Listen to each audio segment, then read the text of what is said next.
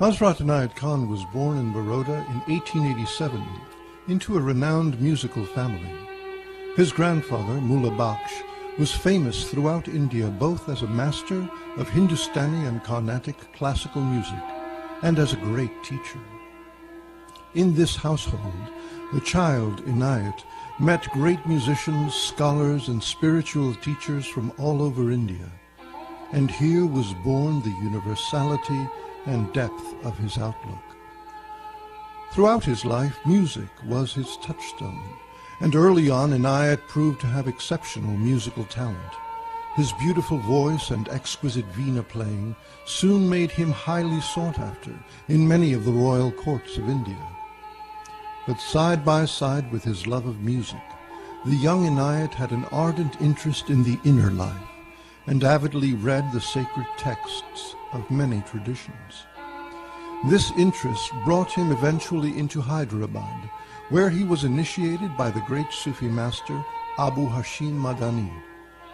For the next 4 years, under Madani's loving guidance, Inayat's fervent spiritual energies blossomed into the gateway of mystic realization, a gateway that would lead him to become one of the great spiritual luminaries of his age.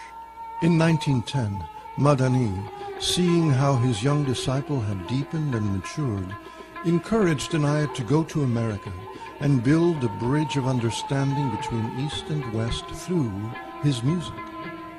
He undertook this daunting adventure, traveling across the United States, giving musical recitals, lecturing, gathering with small groups, and beginning to initiate the earliest members of what in time became the Sufi order.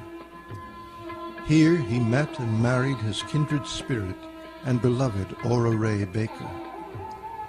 Moving on to England and later settling in France, he continued to guide a growing circle of Westerners who were powerfully attracted both by his inspiring personality and his life-transforming teachings.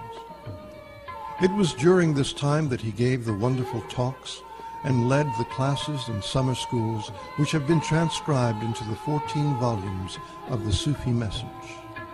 Considered by many as one of the most important spiritual transmissions of the 20th century, the Sufi message vividly re-expresses the ancient wisdom embodied in Sufi traditions in vibrantly alive terms, relevant to contemporary Western experience, encompassing psychology, philosophy, as well as mysticism, religion, and everyday living. Inayat Khan's universal spirit embraced all creeds, faiths, and beliefs. He espoused a creative, transformational life based on wisdom and compassion and oriented to happiness and a fulsome engagement with the world around us.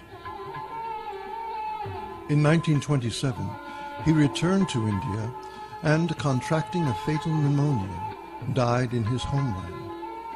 His burial place, or dargah, in New Delhi, is still visited today by followers from around the world.